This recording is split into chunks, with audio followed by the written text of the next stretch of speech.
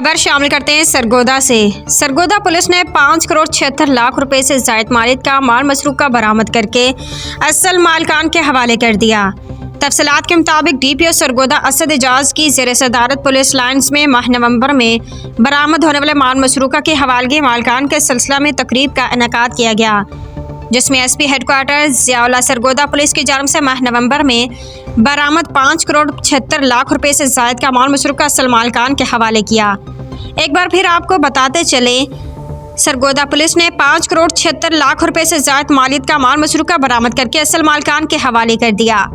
तफसीलात के मुताबिक डीपीओ सरगोदा असद एजाज की ज़ेर सदारत पुलिस लाइन्स में माह नवंबर में बरामद होने वाले माल मसरूका की हवालगी मालिकान के सिलसिला में तकरीब का इनेकाद किया गया, जिसमें SP headquarters Ziaullah Sargodha police की जानिब से माह नवंबर में बरामद 5 करोड़ 76 लाख रुपए से जायद का माल मसरूका असल मालिकान के हवाले किया।